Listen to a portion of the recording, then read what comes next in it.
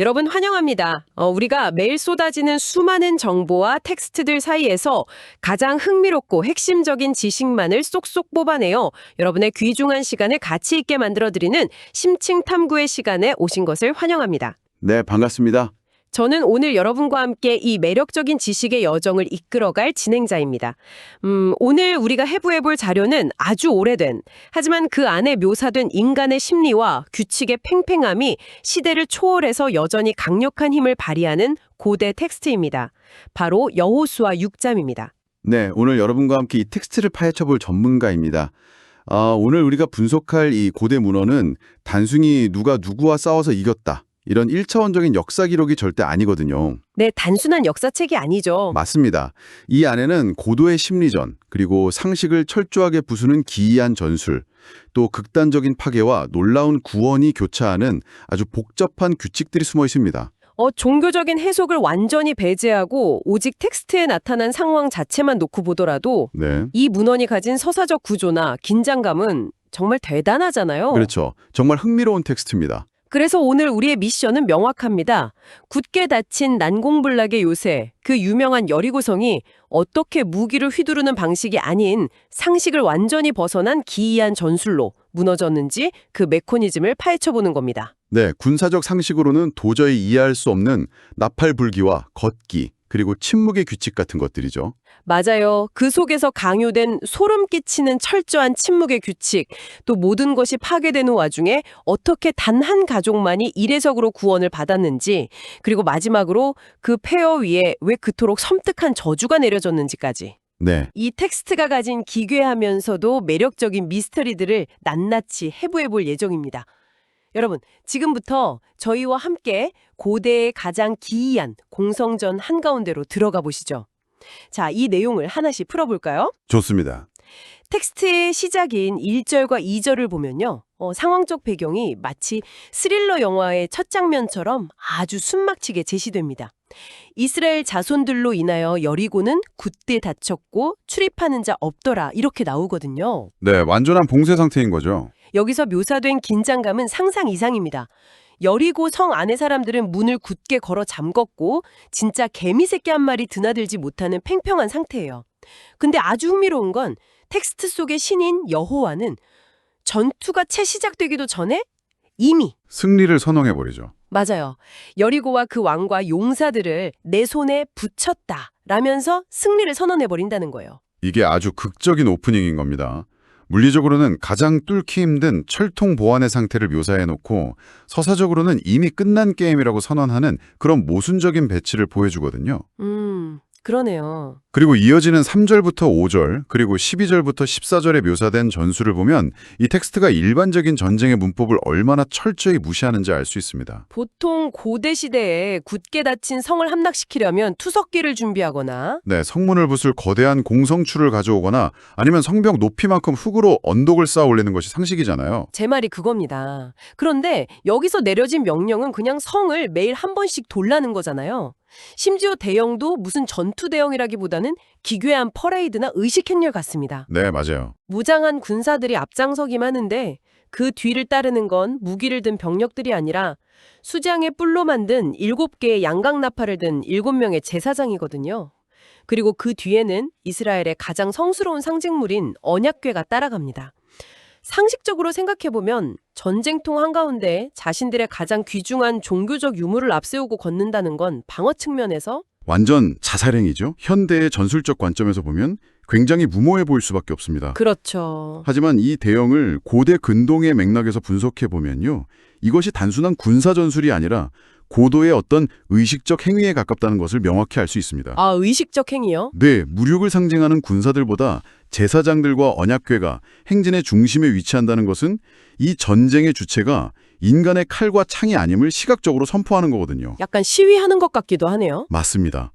고대 사회에서 신의 궤나 신상을 전장에 앞세우는 것은 신이 직접 이 물리적인 공간에 개입한다는 강력한 상징이었습니다. 즉, 여리고성의 함락은 인간의 힘이나 공학적 기술이 아니라 철저히 상징적이고 의식적인 행위를 통해 이루어질 것이라는 텍스트의 선언인 셈입니다. 여러분, 한번 상상해 보세요. 여리고 성벽 위에서 바깥에 경계하고 있는 파수꾼의 시점이라고 쳐보죠. 첫째 날, 저 멀리서 거대한 먼지구름을 일으키며 수만 명의 대군이 몰려옵니다. 성벽 위에서는 화살을 장전하고 숨을 죽였겠죠. 드디어 공격해 오는 건가? 하면서요. 네, 엄청 긴장했겠죠. 그런데 이 사람들이 무기를 휘두르는 대신 뿔나팔만 삑삑 불면서 성을 빙 한 바퀴 돌고는 그냥 자기들 진영으로 퇴근해버립니다. 허무하게요. 둘째 날도 셋째 날도 마찬가지예요. 한 나흘째쯤 되면 파수꾼들 사이에서 야, 저 사람들 대체 뭐 하는 거냐? 공격하는 거냐? 아니면 그냥 산책하는 거냐 하면서 극심한 혼란이 왔을 것 같아요. 피를 말리는 공포가 어느새 귀귀한 혼란으로 바뀌는 거죠. 여기서 가장 매력적인 부분은 바로 이 기괴한 행진에 동반된 절대적인 규칙입니다. 10절을 보면 여호수아가 백성들에게 내린 명령이 나오는데 이 지시가 전술의 성격을 완전히 심리전으로 바꿔놓습니다. 그 부분을 읽으면서 제가 진짜 헉했던 기억이 납니다. 너희는 외치지 말며 너희 음성을 들내지 말며 너희 입에서 아무 말도 내지 말라 이렇게요.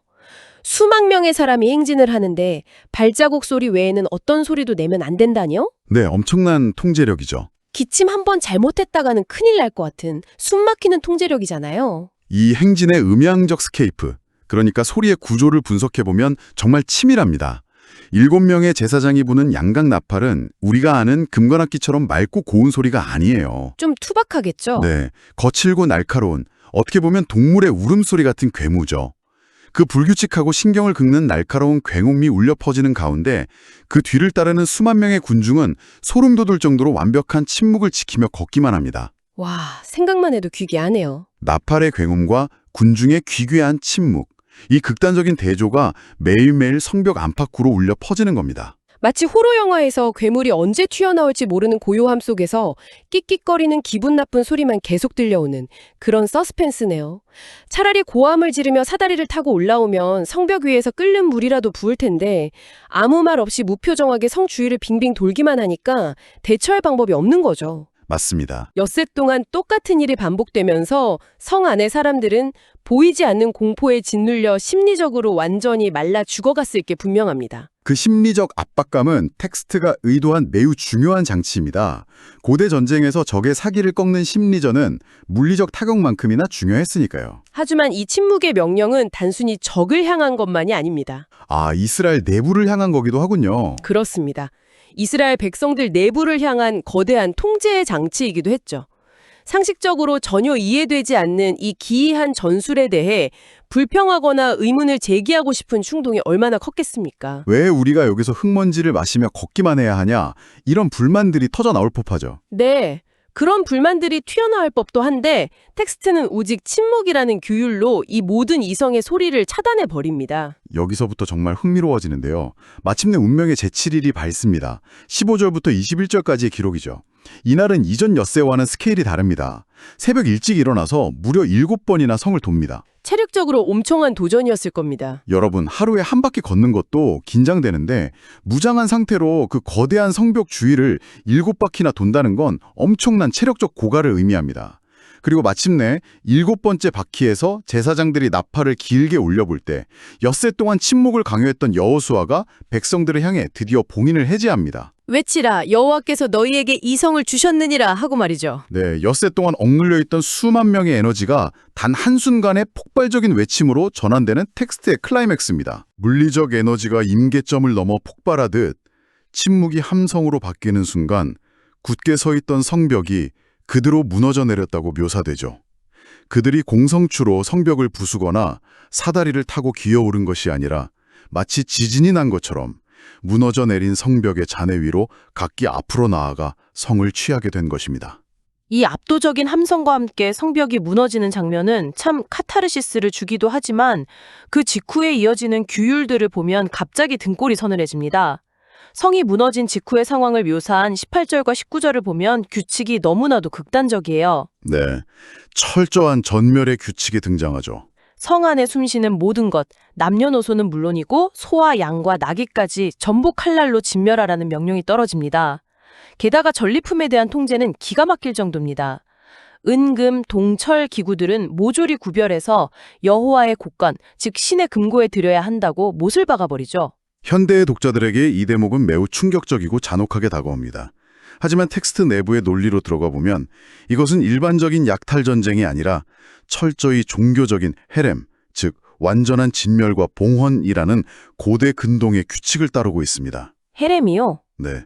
생명체는 모두 파괴함으로써 신에게 바치고 귀중품은 성소의 소유로 돌리는 것이죠. 이것은 개인의 욕망을 철저히 거세하는 규칙입니다. 제가 진짜 놀란 건 개인에 대한 연대 책임 경고예요. 너희가 그것을 바친 후에 그 바친 어느 것이든지 취하면 이스라엘 진으로 받침이 되어 화를 당케 할까 두려워하노라 이렇게 경고하잖아요. 네, 무서운 경고죠. 다시 말해 어떤 병사가 혼란스러운 와중에 바닥에 떨어진 은전 한 띠을 주머니에 슬쩍 넣는 순간 그 개인만 처벌받는 게 아니라 수십만 명의 이스라엘 진영 전체가 저주를 받고 파멸하게 된다는 거잖아요. 그렇습니다. 전쟁터에서 아드레날린이 폭발하는 군인들에게 반짝이는 귀중품을 하나도 건드리지 말라는 건 정말 숨막힐 듯이 촘촘하고 비인간적인 수준의 통제력 요구 아닙니까? 정확한 통찰입니다. 이 전멸과 전리품 통제의 규칙은 앞서 엿새 동안 강요되었던 침묵의 규칙의 연장선상에 있습니다.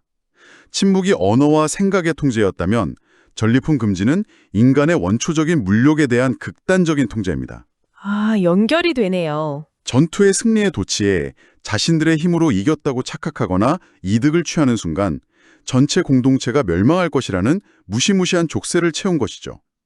이것을 더 큰 맥락과 연결해보면 이토록 철저하고 빈틈없는 파괴와 무자비한 텍스트 한가운데에 전혀 예상치 못한 파격적인 예외가 존재한다는 사실이 더욱 날카롭게 대비됩니다. 그 파격적인 예외라면 바로 기생 라합과 그녀의 가족들 이야기입니다. 와, 이 부분이 텍스트의 묘미죠. 17절과 22절부터 25절을 보면 성 안의 모든 생명체가 칼에 찔리고 불에 타는 그 끔찍한 아수라장 속에서 여호수아는 정탐꾼들을 숨겨주었던 기생 라합과 그녀의 집에 동거하는 모든 가족, 친족들을 반드시 살려내라고 명령합니다. 네, 아주 단호하게 명령하죠. 규율을 조금이라도 어기면 전 공동체가 몰살당하는 마당에 적군의 한복판에 있는 한 가문을 구출해내는 구원의 규칙 또한 소름 끼치게 철저하게 지켜집니다. 흥미로운 지점은 구출의 주체입니다. 텍스트를 보면 이전에 라합과 맹세를 맺었던 바로 그 두 명의 정탐꾼이 직접 무너진 자네를 해치고 라합의 집에 들어가서 그녀와 그녀에게 속한 모든 사람을 이끌어냅니다. 아, 맹세했던 당사자들이 직접 움직였군요. 네, 자신들이 했던 약속의 당사자가 직접 책임을 지고 구출을 완수하는 것이죠. 여러분, 이 극적인 대비를 한번 머릿속에 그려보세요.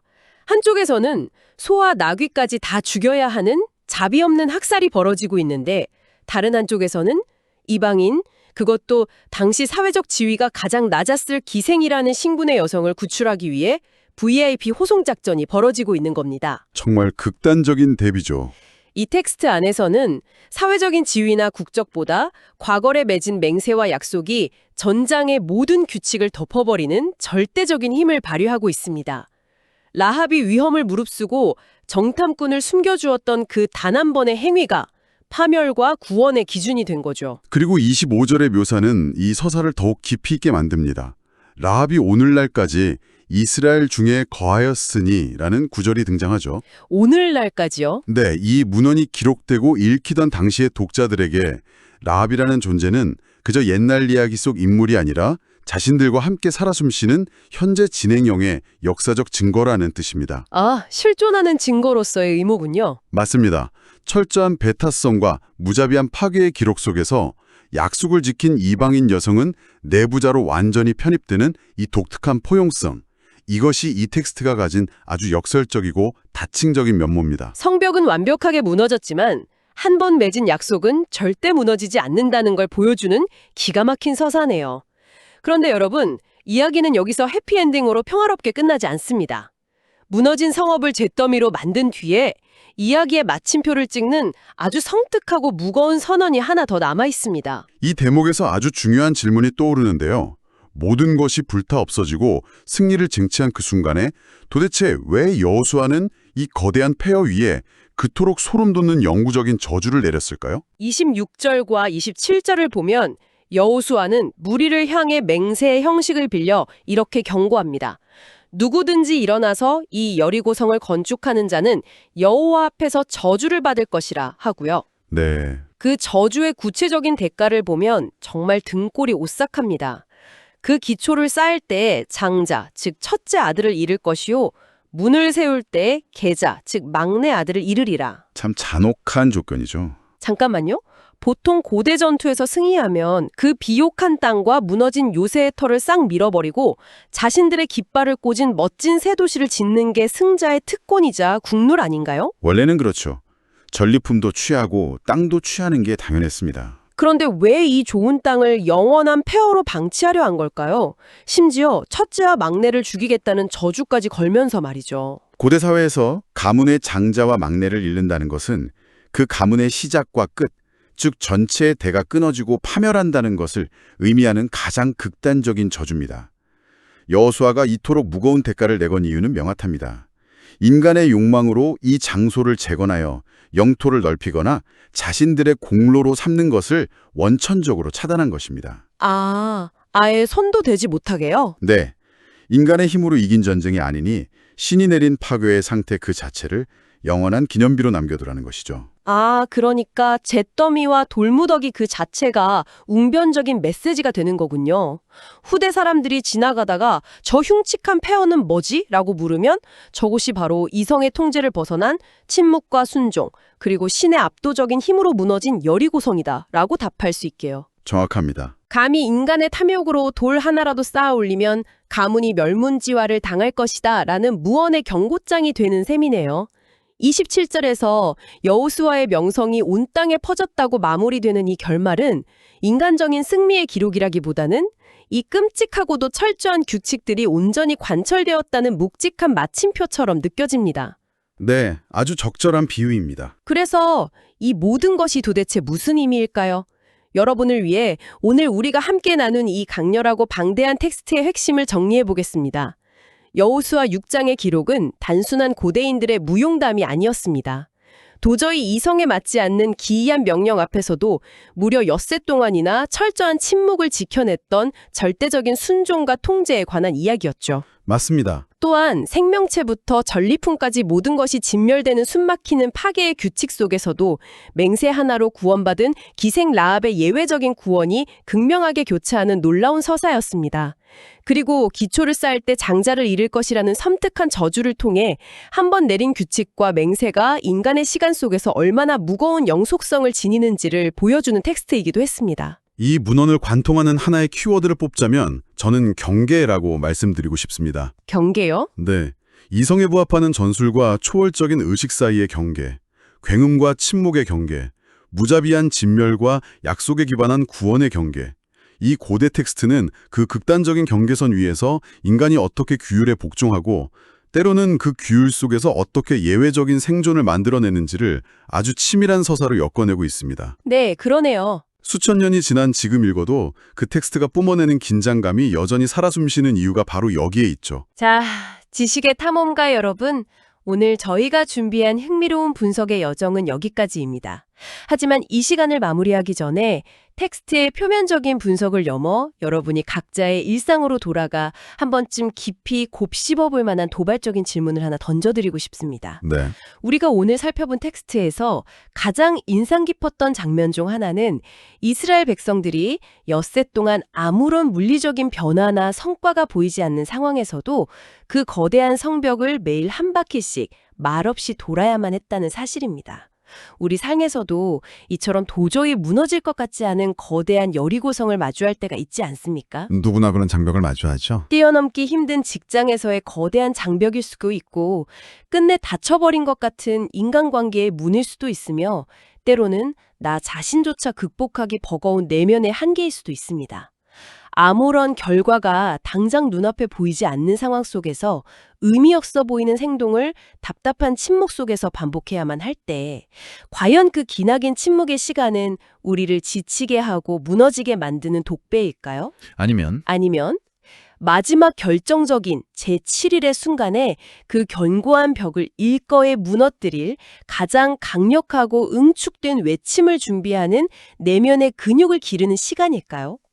여러분이 지금 마주하고 있는 굳게 닫힌 성벽 앞에서는 과연 어떤 종류의 침묵이 필요할지, 그리고 그 침묵 끝에 어떤 외침을 터뜨릴 것인지 한번 깊이 생각해 보시기 바랍니다. 아주 깊은 여운을 남기는 질문이네요. 이 긴 시간 동안 저희와 함께 고대의 성벽을 거닐며 깊은 사유의 시간을 가져주신 여러분, 진심으로 감사드립니다.